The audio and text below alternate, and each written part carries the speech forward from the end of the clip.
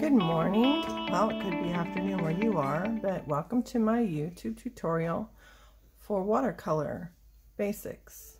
This is my second in my series of Learn How to Watercolor Without Ever Taking a Class. I found my hidden talent quite accidentally, and I'd love to see if you have a hidden talent.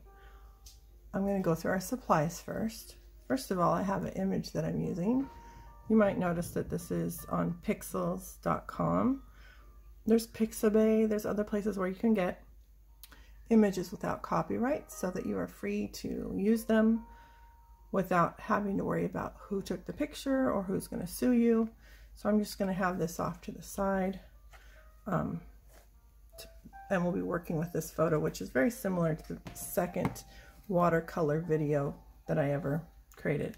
Supplies are masking tape, a ruler for creating the horizon, tissue paper, paper towels, paint, a pencil. Today we'll be using probably these 4 brushes. We've got a nice large flat for putting water on the paper or spreading large amounts of paint, a large round, a medium round, and a small round. Not my tiniest round. We won't be doing very much detail work, but I might actually with the water ripples. So I'm going to add this one to the set of brushes we're going to use. We're going to use Praying watercolors again, and I'm using Canson XL watercolor paper, and this comes in like a journal form, but generally I take the paper out and tape it down. These, as you can see, I've painted right in.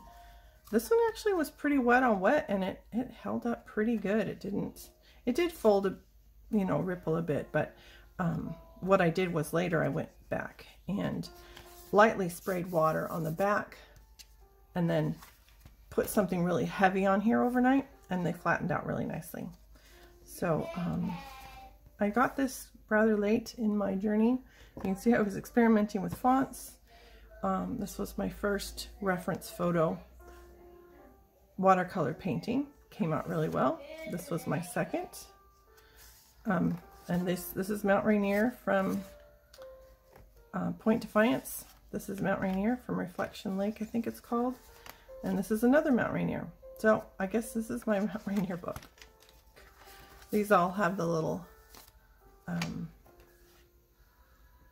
part where it's got little tiny holes to help you take it out. If you fold it this way and push down, it will fold on that spot where it's supposed to tear. So you fold it one way, and then you fold it the other way, like this. It will pretty much pop out at that point. Maybe one more try. And then it comes out without any tearing. It's never torn for me before. That was just a tiny tear on the back. So that's how to nicely get them out of the book if you want to be able to tape them down for a good wet on wet. So I think even before I put my tape on, I'm going to go ahead and put my horizon. Now, in this photograph, excuse the cats in the background, they're really going crazy this morning. In photography, quite often, they will put the horizon in the very middle, which doesn't go along with the rule of thirds like we talked about in my last video. So I'm going to have it a little lower so we have more sky and a little less water. So I'm going to measure up on each side. This is really strange. I don't know if you've noticed this, but it doesn't start. If you measure from the edge, you're not measuring accurately. How lame is that? So, but as long as you always start from the same place, you end in the same place. So I'm gonna, this is a 25 centimeter, so half would be 12 and a half. So I'm gonna have my horizon just a little bit lower than that at 11. Okay, so 10 and 9/10. But that's probably 11 because of that silly little thing on the bottom of the ruler, which is just ridiculous. All right, so I have a really nice see-through ruler, but it has vanished. I am really good at losing things. Either that or my family's really good at losing things for me. So I'm going to lightly draw the line in the image. There's quite a bit of painting over this, so I don't have to be too concerned with how light it is. Now, if you have a little trouble planning, it would be a good idea at this point to look at the image and draw in the basic. You've got this mountain here, this mountain, those are foregrounds, and here are the shadows. Then you've got kind of a mid mountain, and then you've got a distant mountain. And we do not have to stick with this photo perfectly. Definitely can do whatever you want with it. But for reference sake, I'm going to stick fairly consistently with this. But I think I'm going to put the tape on first before I go any further. And if you remember from last time, oh, just in case, I didn't say water, but water's here. Remember to wet down the back of your paper. And if you ever take it out first and you're not sure which is the right paper, I'm not sure if you can see that. This has a texture to it, and this side is less of a texture. So if you're ever unsure after taking out which is front or back, just do a quick feel or hold it up to a light sideways, and the smoother side is intended to be the back. So I'm going to try and evenly apply a little bit of water to the back for stretching the water paper so it doesn't buckle so much while I'm doing wet on wet on the front. Just try and get it evenly coated without dry spots, but not soaking wet either. And now we're going to tape it down. It can be helpful to tape down the top when you do this, but I thought that would be kind of awkward in this particular video setting because I'm kind of limited on my space. So sometimes if I'm going to be really picky about the border, I'll actually measure where I want the tape to go, but I'm not going to worry about that today. I'm going to tape down the top.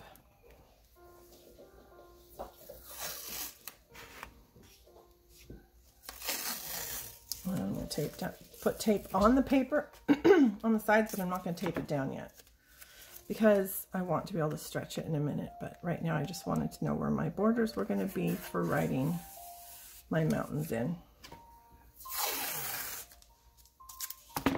And that gives a little bit of time for the paper to really soak up the water I put on the back. Okay. All right, so my mountains I'm going to be putting on. This might be a little bit too light for you to see. I'll hold it up a little closer in a minute. Okay, so that's the right mountain, which is nice and smooth generally. This other one has like a little bit of a, I'm not sure what you call that, prominence at the water line. And then it goes up. And then we also have this water line is not actually very straight. It's actually comes around, and then it's got a little bit of land out there. This side is just slightly coming towards us at the water line because mountains aren't 2D, they're 3D. So this is giving us the coming towards us appearance. Another thing with perspective is this body of water could be just as wide here as where we're looking, but because it's farther away, you have the narrowing of everything's smaller when it's far away. I'm not sure exactly what the title is. I'll probably put that in a note right now. You'll see that pop up. Okay, so here is the mid-ground. I kind of picture this as being a mountain that, or a foothill. This river comes and goes between those two. That's what it looks like to me. And then in the far background, we have these kind of misty mountains, which will be really fun to create. And you do not have to stick with this particular line of things. And this, actually, I think this right here is way off in the background. So that's going to be our least distinct mountain. All right, that's basically all we have to work with today. I'm going to go ahead and put my tape across the bottom and get the front wet. Now this first wetting, I'm going to wet everything, even though I'm not going to be working with the lower half. Actually, we're going to work with the whole thing today. I was thinking of a different painting because we're going to create the sky and the reflection of the sky all at the same time. So I'm lifting this up so it's not stuck very hard because it did kind of stick down while I was drawing. I'm going to take my big brush again, get it wet, get water, try and get it evenly across, because this first is just to get it soaked in. If you only wet it once, when you come to paint wet on wet, that will actually have soaked in quite a bit and it won't even really be wet on wet.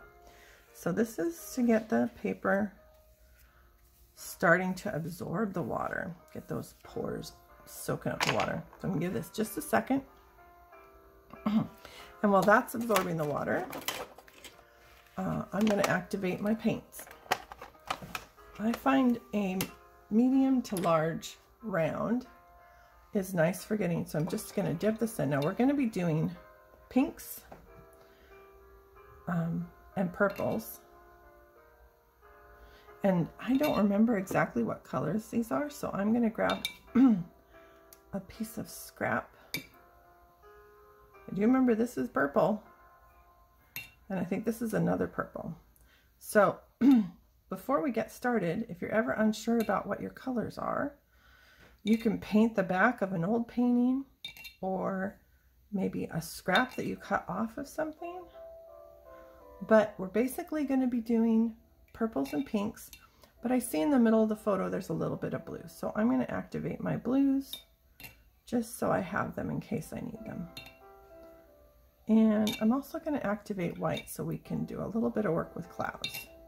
Okay, so while that water soaks into the paints, I'm going to grab some scrap paper. So I found this, which was my third painting, and we'll probably do a painting like this on our next set.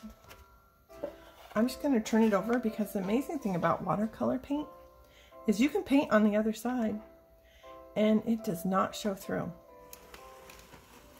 So I'm going to quickly, just for my reference, draw. And yeah, I can't draw a straight line for my life. But you know what happens. So we have 1, 2, 3, 4, 5, 6, 7, 8. 4, 5, 6, 7, 8. And if you remember my last one, I lost track of what was where because I wasn't very careful about it. So I'm not using all these colors just yet, but I'm going to go in and just so I can remember what colors where. And I really love to rearrange my colors by rainbow, but I haven't done that yet with this set. So next time I come in on, I might surprise you and have them all organized by the rainbow, because I think that's so pretty. God's rainbow is such a wonderful promise. And one more red. Now I kind of want to see, ooh, look at that. Dirty, dirty, dirty. That was horrible. That's what our paper towel's for. I heard it said on a video once, if you wouldn't drink your water, it's probably not clean enough anymore. I wouldn't drink any water that had watercolor in it, but it is generally. Oh, I think it was if you wouldn't put goldfish in it, but I still think putting goldfish in it is a really bad idea. Now I'm going to want a lot of pink in the sky, and the way to achieve pink, one is less pigment, lots of water, and the other is to add white if you want more of a pastel. And if you're going for a real pastel, you can add what's called gouache. I think that's how you say it, G-O-U-A-C-H-E. And it's basically a very, very thick and pigmented, but also opaque watercolor. So when you combine that with a watercolor paint, it ends up becoming a pastel. which would be a really cool thing to do with this painting. But I'm going to just set this off to the side, and I might come back and reference it later. As it dries, I'll have a better idea of what colors they are. But at least right now I know what colors are where on my palette. All right, I'm going to rearrange things just a little bit. Make sure I have everything handy so that you can have the best possible view of the procedure. Put things away I don't need anymore. And now it's time to sketch my paper. And I think last time I did this just a little bit off screen. So I'm going to scoot this up. What I'm doing is holding the top. I'm going to grab the bottom corner, make sure I'm holding it at the top, and just give it a tug. And then do it again the next, oh, I don't know, 3/4 of an inch. About the width of my thumb. So I'm just giving it a tug, and you'll actually feel the paper give. And I think there's videos on how to stretch water paper, and I haven't really watched them yet, but this is a little bit that I've figured out. So I'm going to, while I'm pulling tight, I'm going to pull down and tug and secure that tape really good there. And do it a little ways over and do the same thing. And then in the corner. And opposite corner helps. Okay. All right. Flatten out. Careful not to have paint on your fingers while you're doing this. And I'm going to take some of the excess tape off real quick. I can't seem to get my hand in the picture. And do the same for this side. Don't need all that tape hanging off. Okay. I'm going to scoot you up a little bit so we can get the whole thing in. Videotaping is far more challenging than I ever thought it would be. All right, so we now have what feels to be a fairly damp paper. So we're going to be doing the wet in wet style to start with. Wet on wet basically means that your paper is wet and your brush is quite wet, and so you're taking wet paint into a wet surface. And this is great for blending, letting your colors bleed sometimes it's a cool thing. And this definitely gets your paper warping. Depends on what kind of paper you have. There's cold press, hot press. So now I'm going to add with my largest brush because I want to get quite a bit of pigment on. And we're going to start with the lightest color first. And the center of this is actually going to be where our lightest color is. And one thing I am learning and really struggling with is to actually leave some of the paper untouched. So I'm going to start with pinks at the horizon and its reflection, and then work our way around across the top with some lavenders, and try and leave the middle alone and just let the paint move. Right now I'm seeing a little bit of water in the valleys of my paper, so I'm just going to disperse that a little bit. All right, so I'm going to start with the pink that I like the best, which is actually this one right here. And I'm going to start with this lowest part of the horizon right here. Isn't that fun? I love to watch watercolor spread. And since we're going to be coming over top with some darker colors later, I'm not too concerned about the mountains being wet. If you didn't want to wet your mountains and keep them really dry, that's totally fine. But we're going to be coming over with some dark. And you know what? The sky does cast a hue onto the surfaces in what we see. So I don't mind if a little bit of that color bleeds through later. That's just fine. Okay, I'm going to carry this across a little bit, just across the top of the mountains.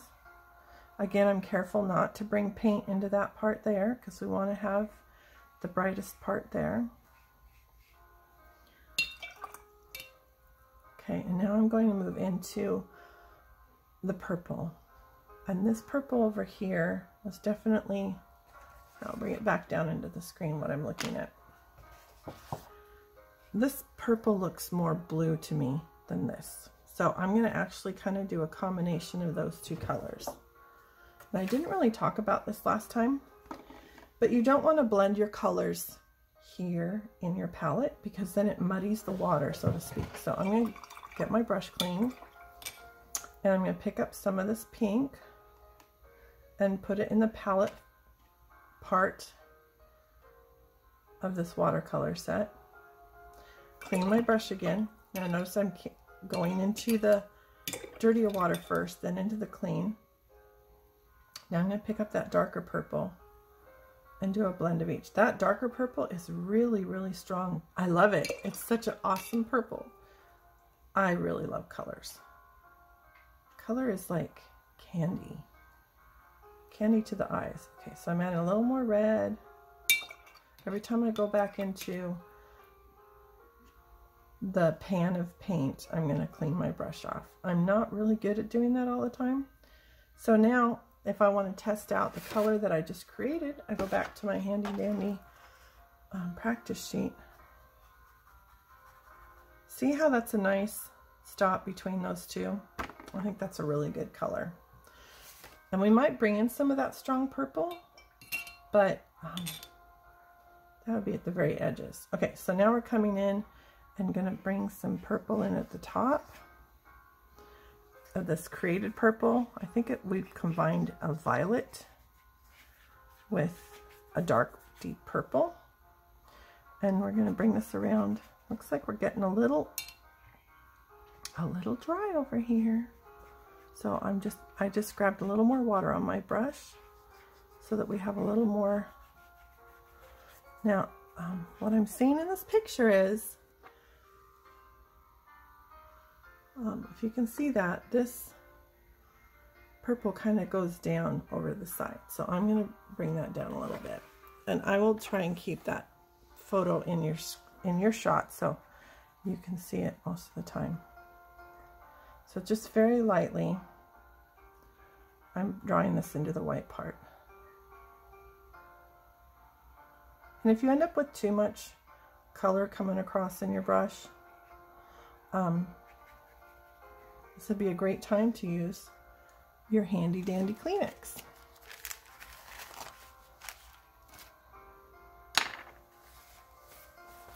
So I want to really preserve that white, so I'm going to come in and really lighten up the paint that was coming in on that. And this also kind of gives some cloud kind of effects.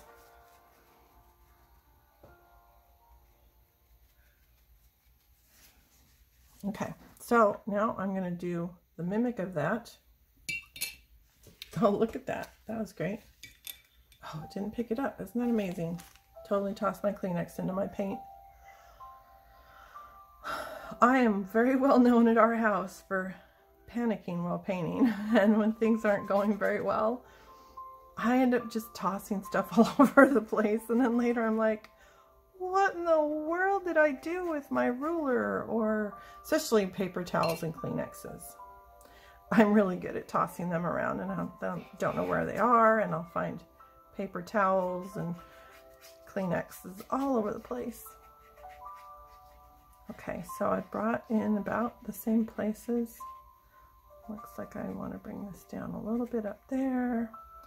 Watch your margins. So often I'll come back and I'll find that someplace along the edge it just didn't take. So this again is starting to dry, so I'm going to get my brush wet, no more paint, and just work on bringing this across the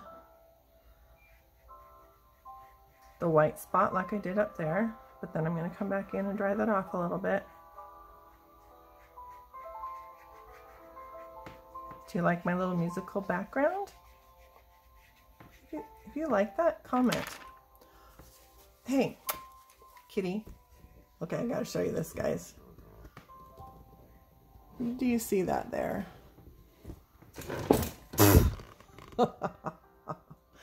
Yeah, we have 3 kittens. Now, see if I can set this up right again. We have 3 kittens in our house, and then 1 older cat. And they are so rambunctious sometimes. Like, they're just running across my living room like a bunch of crazy kids. I get up early so that I can do this without having my children interrupting the video, and then also I can't focus on being a mom very well if I'm videoing. So I'm kind of liking how this is going. I'm going to come in and do a little bit of darker, this color over here, to give the impression of clouds. And I kind of ran out of my darker, so I'm going to make a little bit more. And whoops, wrong one first. That was lame. Although this one I'm going to make just a little darker. And my picture just freaked out. Okay. All right, so let's see how this goes. This is kind of scary.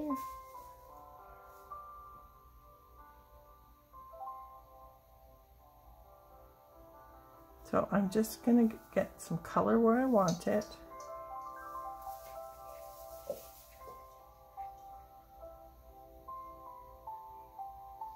And I'm going to get my paintbrush wet and diffuse the edges. I'm just going to kind of rub along the edges so that this kind of doesn't have any. This is quite dry, so when I come in and put paint like this, it's going to have very sharp edges. And so you don't want to, you want your clouds very wispy. And so by coming in with a wet brush, no more paint, and just going along the edges, it will diffuse those edges.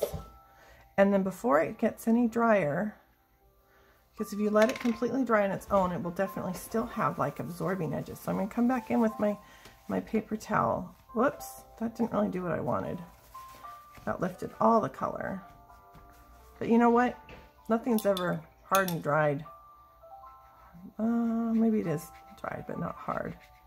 With watercolor, and come back in, reactivate your paints, move them around.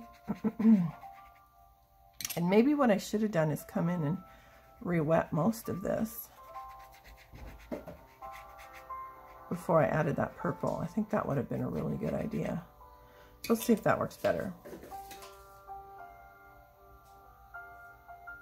Oh, so much better. I'm going to actually draw that off. A little more. Whoa, that went kind of crazy. But I think that's okay. I think that's kind of what I was looking for. Now it's kind of giving a line here, but I'm okay with that too. Sometimes you just gotta go with the flow. Now from what we learned up top, we want to get this wet. You know what? One thing I didn't do was draw the mountains in the reflection with the pencil. And I've kind of forgotten that we'll have the mountains reflecting, so, but that's okay, because the mountains do hide the reflection a bit. Because if you look at the picture, it doesn't have that really brightness in the water like it does in the sky, because the mountains hide a little bit of that. So, all right, so now we have that wet again, and we're going to come in and bring in some clouds. So I'm going to do this a little bit lower down, like around there. Just remembering that we're trying to create a mimic of what's in our painting, not necessarily what's in the picture at this point, because we're trying to just create our own mirror image of what we did up above.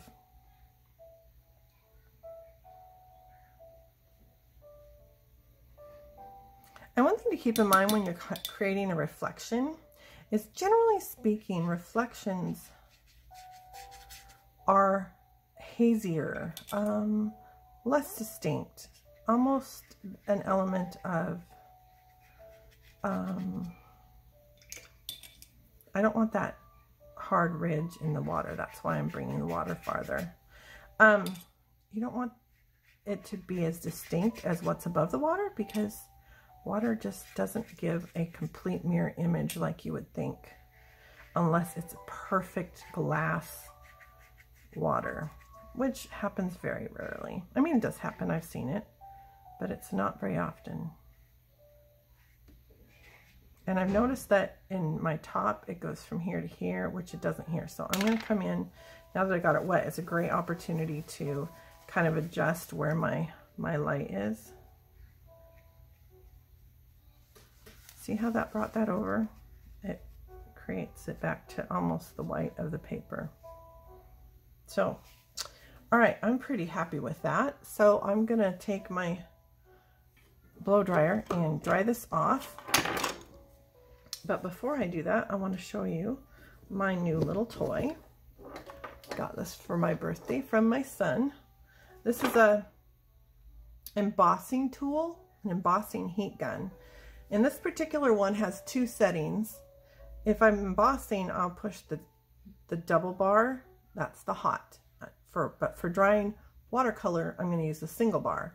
And the advantage to this over a regular hair dryer is that it doesn't blow as hard. It has very little blowing. It's far more heat.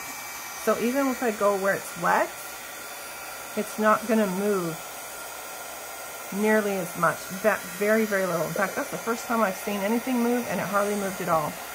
Now you have to be careful not to burn your paper. So don't stay in one place very long. I'm just going to go over all of it. You hear that? Those cats are still going just bonkers in the background. Alright, I'm going to stop the video until this is all dry. I will be right back. Okay, I'm back and we're all dry. But as I took time to look, I'm debating whether or not I want to darken the sky a little bit. I think this part is really good. In the actual image, sorry, the cats just hit the stand. This is really light compared to up here. In the picture, it's much darker. So I think I'm going to re-wet the lower half. And I'm going to bring in a little more color. Now I'm re-wetting all of it because I don't want any of those edges like that. Can you see that? Right here. That is where you get like a dry line. And I don't really want to do that. So I'm very gently adding water to the whole thing so that when I go back and add some purple, some of the darker color, it won't have those dry lines. So what I want is to get this bottom part a little darker. So I'm bringing in more of that mix of violet and purple.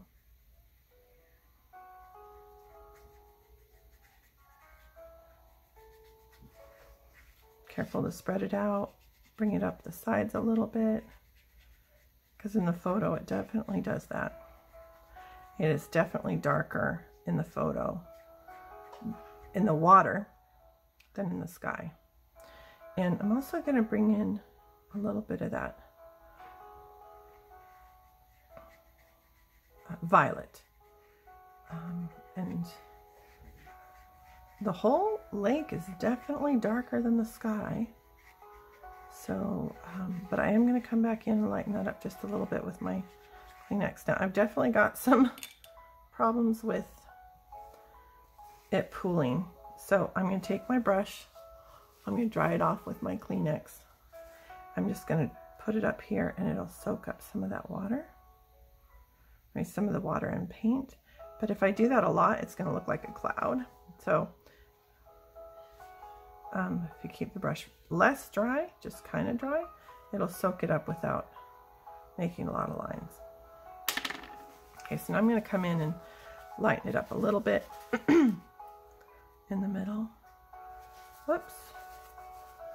That was a little too harsh of a line.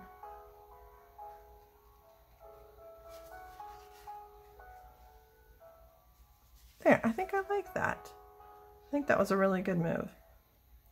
So one thing with watercolor is nothing is really set. You can always come back in and do some adjusting. I did notice that when it dried, these clouds were really distinct. So before I dry this, I'm going to go in and do a little playing around with that. See if I can get it wet. Now be careful, because if you get it wet and do too much moving, it'll lift the paint. And I don't really want to do that right now. I just want to get it to blend a little better. So it's less distinct. I want those clouds to be there, but I don't want it to really draw your eye. And you can definitely see that that paint is activating. Bring it out to the side. And when I was drying this side, I noticed that it really created a very harsh dry line. So I'm going to come in and just dab along, excuse me for my voice, I don't know why it's so hoarse today, dab along the edge, and I think that really helped prevent having a real dry line across there. Although it did kind of cause a drying there. I'm going to get a little bit more wet and get that a little more activated so there's a smoother transition between the white and the darker. And I definitely have another little bit of pooling here, so I'm getting my brush a little bit dry and then come in and just smooth it out. Okay, I am ready to dry again. I'll be right back. Okay, I'm back. It's time to do our mountains and their reflections. So, and you see, maybe you can't see, I got myself some clean water. Now, we're going to start with the farthest back. It's kind of cool. That mountain already has a bit of color. And I think I'm going to start with this mix that we had of the sky colors.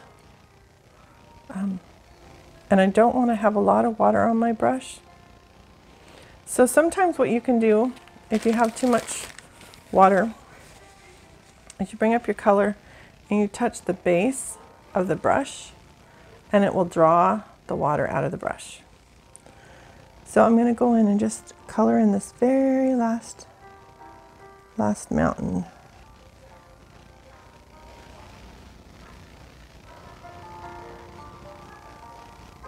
This is going to be quite a misty mountain. I'm kind of bummed that the pencil still shows so much, but if I do this right, the pencil will just kind of look like the edge of the paint, like I actually painted it there. Like I meant to do that. And bring it down a little bit. Now if I want this to look real misty, I'm going to come in and take away some of that paint with a dry brush. Okay, so now I'm going to do the next furthest mountain, and I'm going to do the same, although I'm really kind of running out of that paint, so I'm going to mix a little more up. Whoops, hit the wrong one. Wow, okay, this is going to be a little bit different.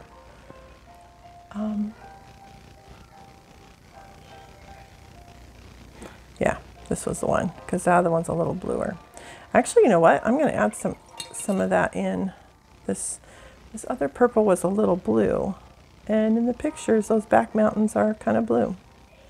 Okay, so now I'm going to come in and I'm just going to start by following the top edge of the mountain. And as you notice, my paper is not wet. This is not wet on wet, this is wet on dry, and this will give you more distinct features.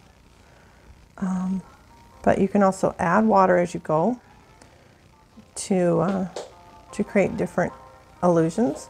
So now I'm going to get the paint off my brush, get some clean water, and I'm going to go along the edge of this and feather it down. And this is going to cause that misty look, the top edge being stronger than the lower part of the mountain. You can draw as much or as little as you want down. The more you go over it, the more it'll draw down, and so the less pigment there will be at the top of the mountain. Okay, so I'm going to go in and dry along the bottom because I'm going to want to do that other mountain there. And then I'll kind of give a mist line. You know, if you've seen like fog in the mountains, it tends to be in a line. And if you kind of mess that up, just come back in with your wet brush and touch it up, dry it off. So now I'm going to go in with the same color, but I'm probably going to get more paint on it to make it a little more dark. And this mountain is actually close enough that you can see some of the trees. So first I'm going to draw in the line, and it's not quite dry enough, so it's bleeding up. That's a problem. Impatience with watercolor tends to bite you. So I'm going to come in and lift that up.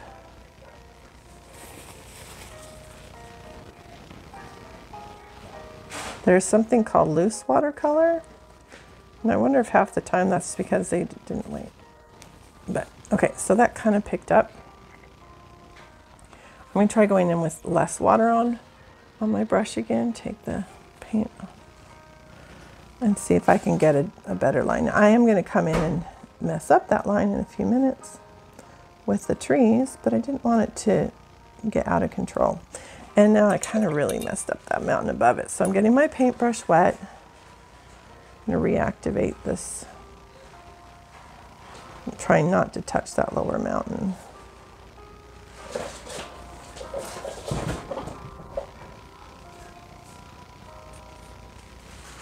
Just trying to get some pigment back in there without reactivating that lower mountain. And I think I'm messing it up. I guess we'll find out, won't we? This would be a really great place for a tissue paper, a Q-tip. What I'm going to do to get more accurate is I'm actually wrapping this around the back of my brush so I can go along here and get my mist back. Now mist is not always in a straight line. Sometimes it's more like clouds. So I guess that's what I'm going for here now. There. I think I'm going to be happy with that. The thing I don't like is this dry line over here. Whoops, my paper's getting a little wet.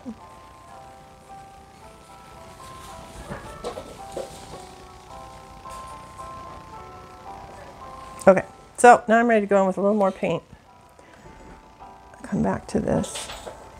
Now this whole hill is going to be on the dark side. Sorry for a little commotion there. That was the dogs going out for the morning. I'm afraid I'm pushing my boundaries and I'm painting when my kids are getting out of bed, but I just hated to stop in the middle of this. Okay, so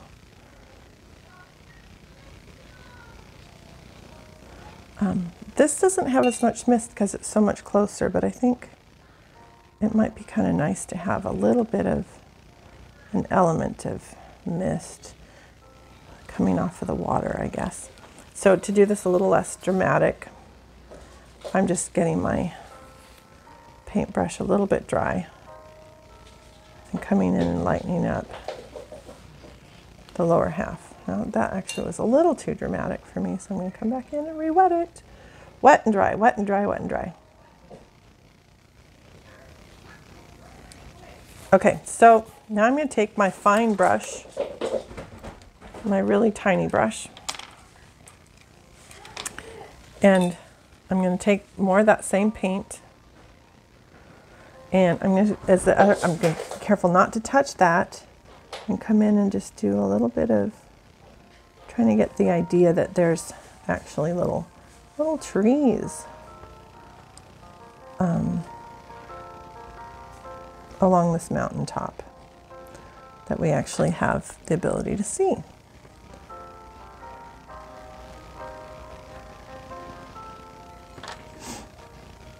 Because the closer the mountain is, the more details there are. Now there won't always be trees on a mountain because there's the tree line idea where it's just too high for trees to grow. But this is right down on this lake, so unless this lake was super, super high up, I believe it would definitely have trees growing on these hills. And you can always take a little bit higher of a route for the trees to cover up maybe a dry line. I'm not even sure what that's called. I'll have to look that up. But like right there, I've got a dry line, but I can't do anything about that. But I don't want any distinct edges. So there's my little trees. And at this point, I'm going to take a moment and do the mimic down below, which, if you recall, I forgot to do. Now this is going to be less distinct. I actually didn't draw any of the shadows in because I don't want to have a line like you've got here. So this is going to have a shadow like that, And what I'm going to try and do is just mimic down here what I've done up top. So first of all, I'm going to go in, take a little bit of this and add it back into our mix. Oh, you know, one other thing that might help is to get this a little bit wet. We don't want this to be as distinct lines as we have up above. So I'm just kind of going in and re-wetting. Oh, this is too small of a brush too. I'm going to go for my medium-sized brush and first draw in this little guy right here. Oops, that didn't show up very well.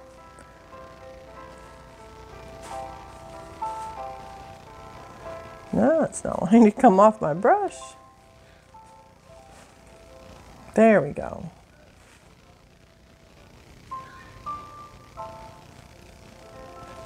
And a little more pigment on my brush and do this higher up one. And I'm just kind of looking up and looking down, looking up and looking down, and kind of get the overall. Oh, my brush is getting dry. My paint is getting dry. That's my problem. So I'm going to come back in. Now by getting it wet around that, I'm going to get a little bit of a flare to the top, but that's okay because we're looking for a water reflection now. We want it to not have a hard line. So I get my paintbrush good and wet and come along and try and get a smooth transition down to the bottom there. And now I'm going to get a little more paint on and create the foreground mountain in front of that, but again, pretty wet. I just want a general idea of the reflection, not an exact reflection. And actually looking as that dry, I would definitely want to bring some more color into that mountain. So now would be a good time to do that. So I'm going to come in and I think it fades out too fast. And that's the thing with watercolor. It dries lighter. It's the opposite of acrylic. Acrylic dries darker. So it definitely has a distinct learning curve between the two. Trying to get that hint of a mist again along the edge of the river. I think I'm fairly happy with that. I think I'm just going to get a little more distinction.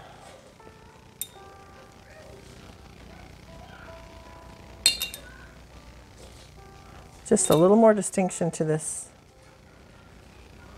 foreground mountain in the reflection because it's just really washed out.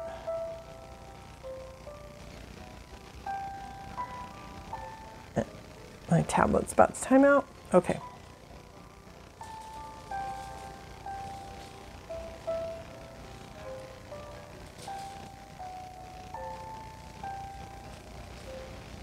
There, I like that. It's not perfect, but I think it's really close to where I wanted to achieve. Now this is still a little wet and I want to put in the foreground mountains, but I don't want to lose their distinctiveness. And I think this might be a little too wet, so I'm just going to real quick dry this. And maybe I'll voice over something really cool right here, because this shouldn't take very long. I do like this little thing because it's not so crazy powerful as a regular blow dryer. Okay, I think that's all I need to do. So now we're going to do the foregrounds, and those are really, really dark. So I think I'm actually going to go with black, which I haven't activated yet. So I'm going to get some water on there and talk about what we're going to do. So we're going to be putting in this mountain here, And the land, the edge of the mountain, and this little, it kind of looks like maybe an island, or just we're looking at the side of a river. So this is a prominence of land, and we're going to put in the land over here and the shadow mimicking it. Whoops, bad idea. Oh well, I'm going to cover that with black anyway, so not the end of the world. All right, so you know what I would really like to do is have it a purple black. And I have this leftover paint over here on my palette. So I'm going to take some black. And I really want this to be quite dark. So I'm trying to really activate this paint to get more pigment into the water. And so this will be a purpley black. I think that will be really cool to keep purple in everything. Since I'm left-handed, I'm going to start over here so that I'm not dragging my hand through what I've already painted. And for the first part, I'm just going to actually put the mountain line in, and I'm going to come back in and add some trees later. And just following along my pencil line to cover that. It's kind of hard to see where I'm going because I'm left-handed. And it looks like this slants out a little bit just at the end, so we're going to come out to kind of a point here. All right, so this is going to be filled in with pigment. It's going to have a lot more color, pigment, etc. than the mountains behind it, because this is like in complete shadow. And I'm going to try adding water to my brush and drying this down, because I do notice that it is a little lighter in the photo as it comes closer to the water. So there is a, you know, just a hint of a mist at the water.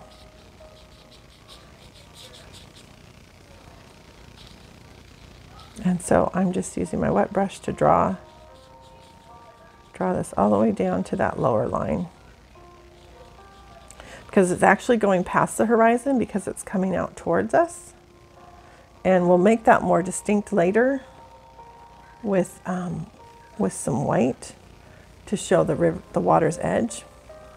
But I did notice it is quite dark over here because we have so much shadow going on. So I'm going to bring in a little more color down here as well.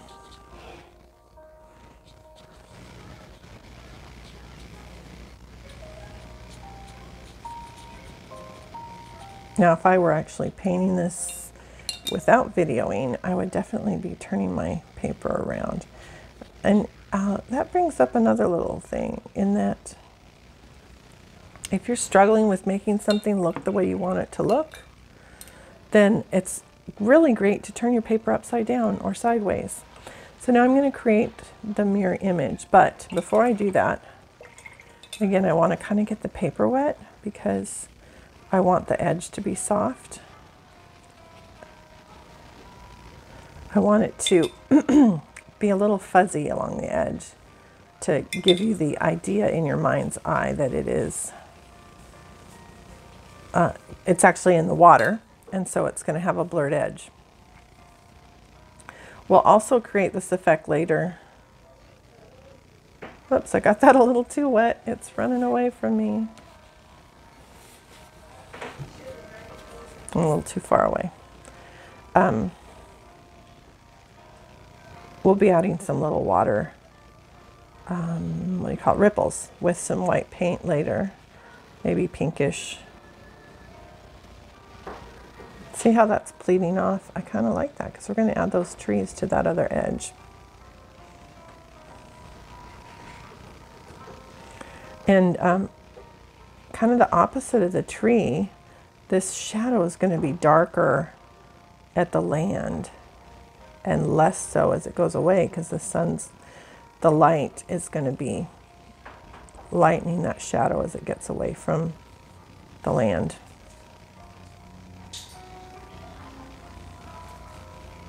Kind of messed that up a little bit there, but I think we're good.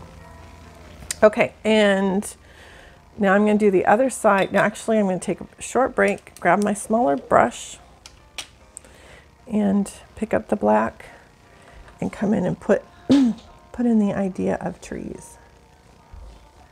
And these trees are not evergreen, I noticed, so they're going to be little wispy things, like maybe more like dots because they're little branches off trees.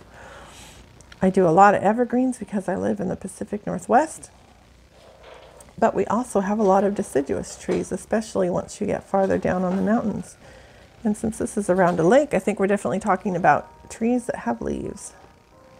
And even though I'm painting this in the dead of December, this painting is not a winter painting, I don't believe. It could be, but we will assume it is not and have more of a rounded tree line. And I'm going to continue this down.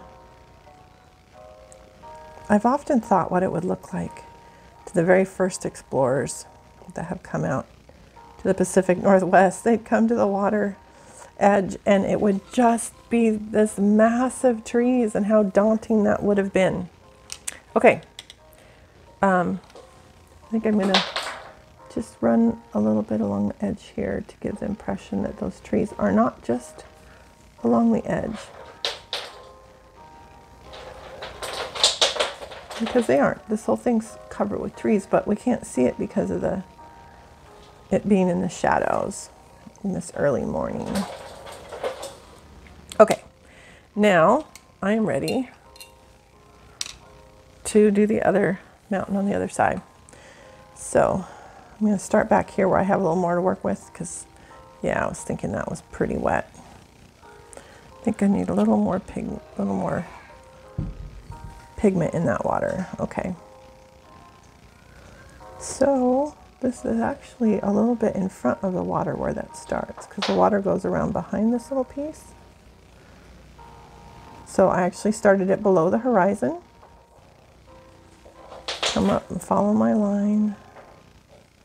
And I'm actually going a little higher in some places to cover up the edges of the purple from the sky, where it caused a little line where it dried on my second go at the sky. Okay, now I'm going to come in and draw my shoreline. And this isn't exactly like it is in the picture, but it is what it is. If you picture this actually comes off the side like that, and so you're not actually seeing the water's edge come around. Psst, get out of the tree. Cats and Christmas trees, holy cow. This is actually going to be more that this comes around and you actually have a hill going up like that. So I'm going to bring this out to a little more point to give that image, the idea in your mind. And I actually have a really weird dry line here, so I'm actually going to bring this around for another one like that, so we can cover up my mistakes. And that is totally what you can do. You do not have to paint a picture exactly. If you paint a picture from a photograph so exactly that you can't tell the difference, that is called photorealism. What I'm doing today is realism. It looks a lot like what I painted. It looks a lot like the image that I'm painting from. And I forgot to kind of do that misty edge. So I'm going to come in and lighten this up a little bit by drying off my brush. I'm going to take off some of the pigment along here. And this is not shadows anymore. This is just getting a little bit of that morning mist idea onto the lower parts here, taking off a little bit of pigment. But this is really still just very shadowy. And in order to get this looking more like what I wanted it to be, which is kind of a prominence that comes in, I'm lifting up a little bit of the pigment so that I've got more of a misty idea over here. And that way that little mountainish area that I'm creating will stand out more as being towards you So now I'm going to come in and draw that more distinct line here.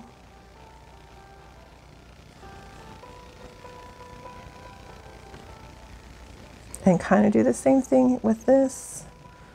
I'm going to, kind of like we did with the last, whoops, don't get carried away with water. Get it right there right away or else it'll leave a mark. I'm going to kind of lift and push the paint up, dry it off, so that the top of the hill has a little more definition. Get a little bit of pigment and get this line more, kind of have it shining in my eyes right now, but this is a little bit of a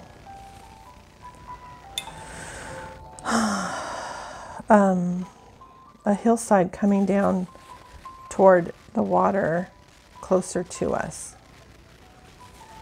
than this part here. Okay, and then this one here is yet again another one that's going to be coming even closer to us. So I'm getting it wet, drying off my brush, and pushing the paint up a little bit. Depends on how steep you want to make this. Then I'm going to come in with some fresh, more dry pigment so I can get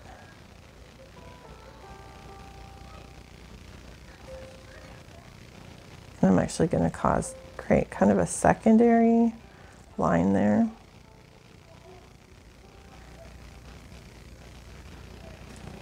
There. I'm just going to smooth out this lower edge a little bit.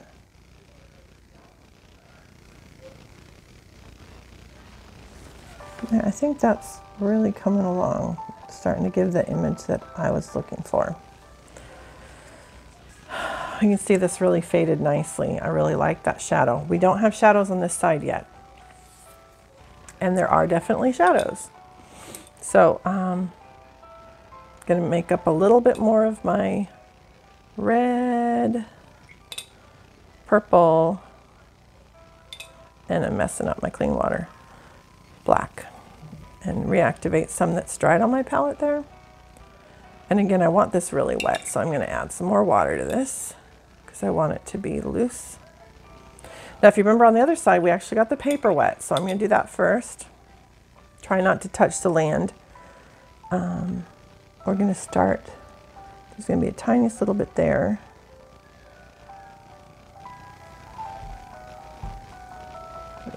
I'm mimicking how this goes up there. Pretty much all of this over here is going to be in shadow. And right now, I just have water on my brush. I do not have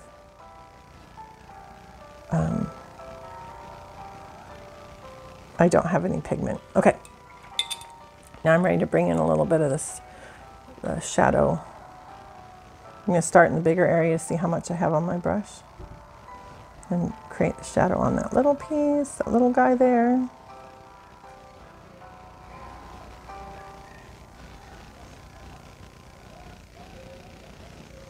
I've seen on some paintings where they just don't actually touch the land at the shoreline, which really kind of sets it off.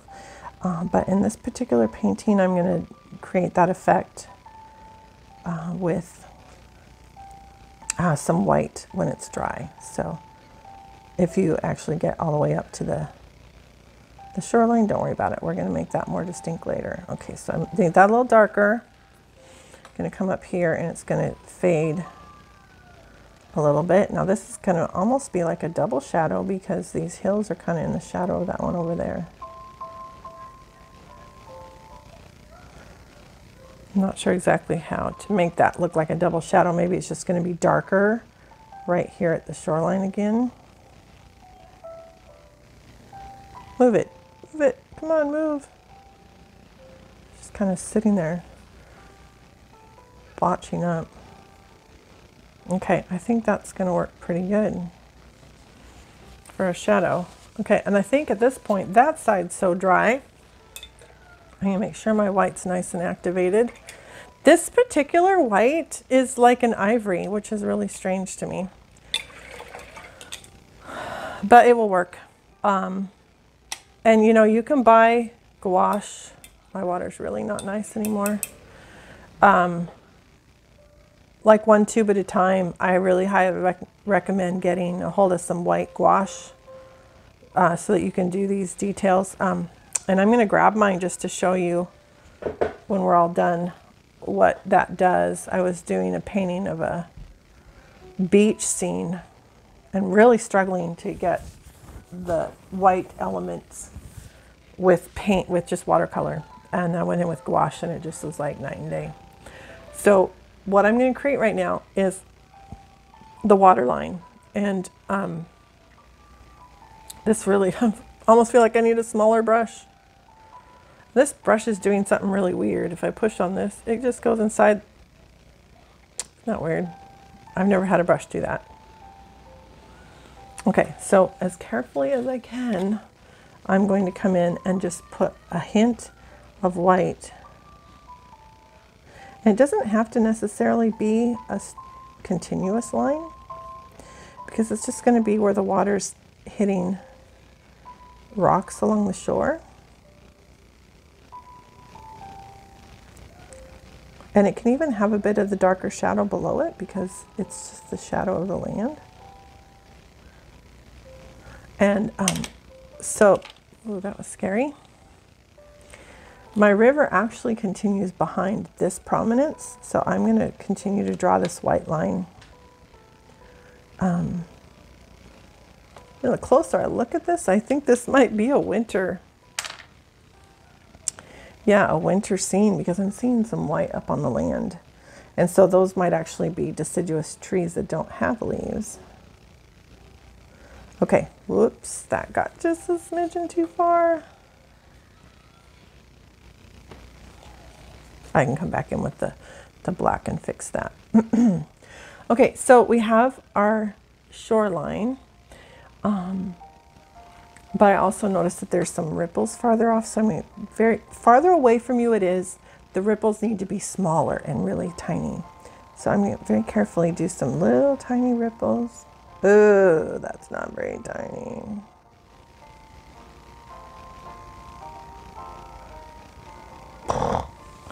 Wow, this is not the right brush. I think it's because I've used this brush so much it doesn't really have a nice point to it anymore. In fact, you know what?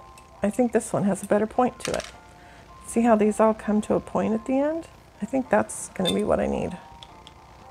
So I'm going to mop up my mess. It's not going to mop up very well.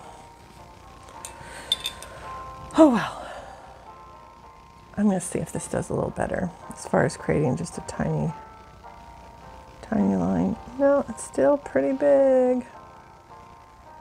Oh well, it is what it is. Okay, so now I'm going to go along this water line and just as tiny as I can do it because it's so far away.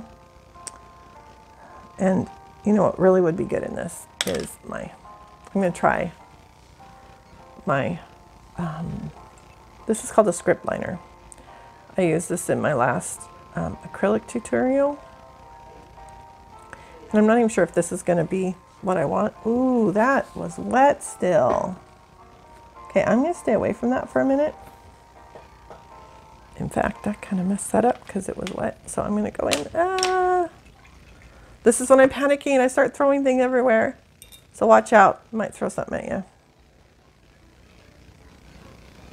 Kind of messed up my shadow with that Kleenex. So let's see if this does any better. No, it's still pretty big.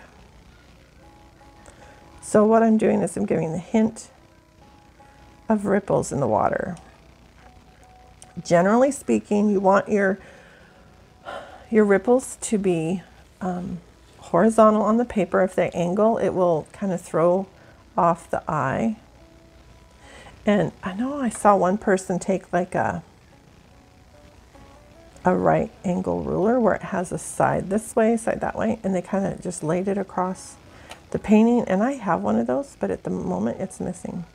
Now as they come closer to me, I'm making longer, slightly larger ripples. And because they're closer to you, they're going to be bigger.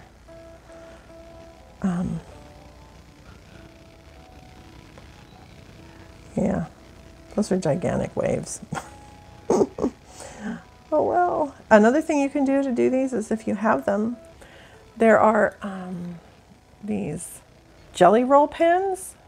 You could totally do this with a jelly roll pen, but I'm still trying to keep your supplies light. So, but for those of you who have done more of a, like maybe you started with hand lettering, now you're doing watercoloring, you might have those jelly roll pens on hand. So you could totally do that.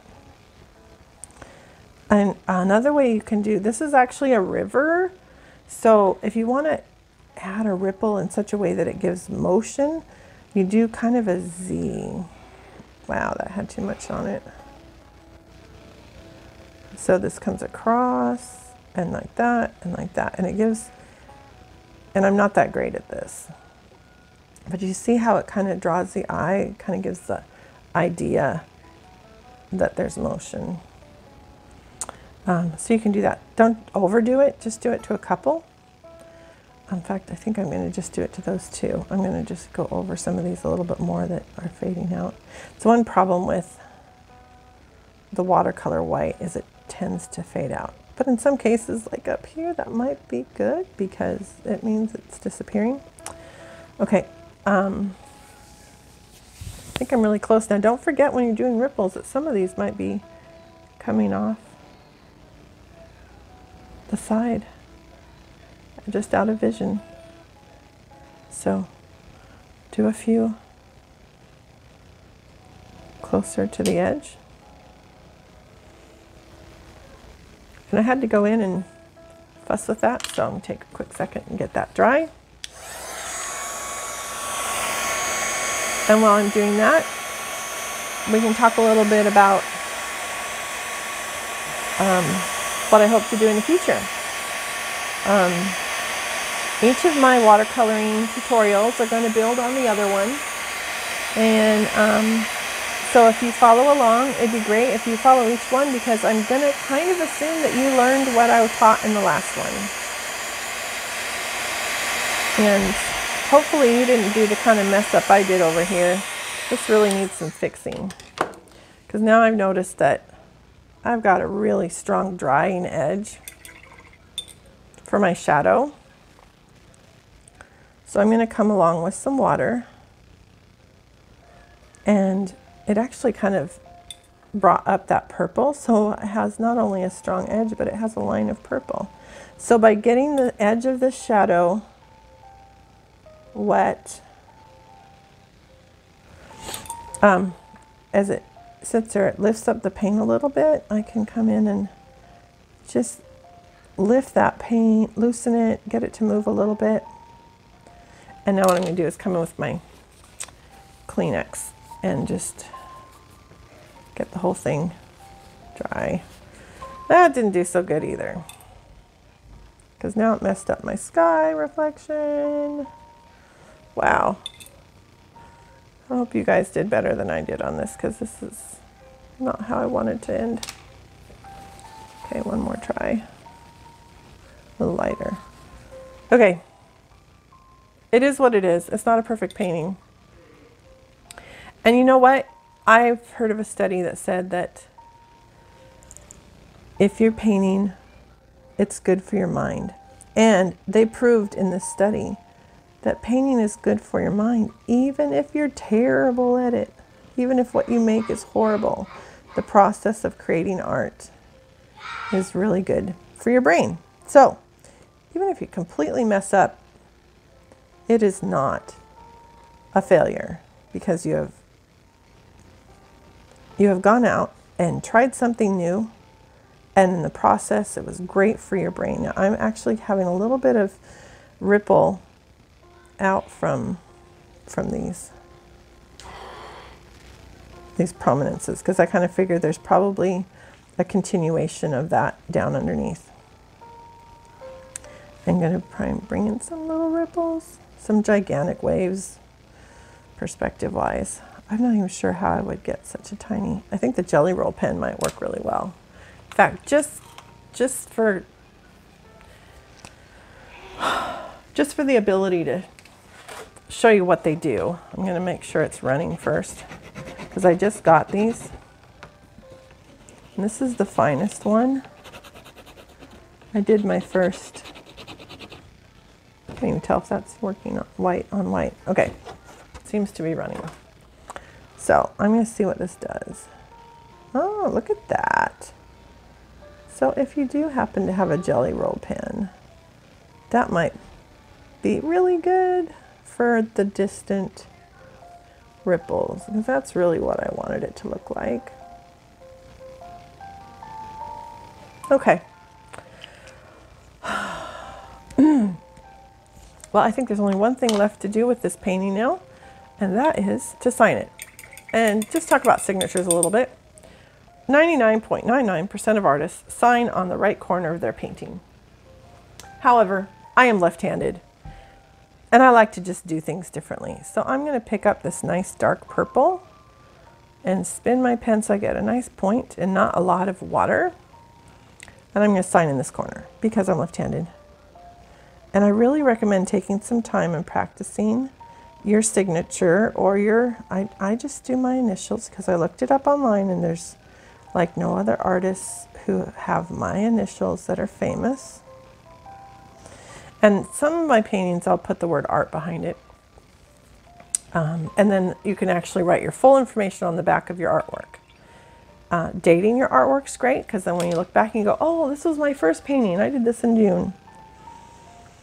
But practice, because it's a whole different ball game to paint your signature versus write it. Or use a jelly pen. Use a permanent marker. I have totally done that, especially in your early paintings when you really haven't had a chance to practice that. Then go for it. Use a different pen type product so that you can get a good signature. Now, another trick for getting your tape off without ripping your paper is to, and I think I went over this, to use the heat gun to warm your glue so that it comes off without tearing your paper more. And I'm not going to do this very much because I think we'll find out. Here we go.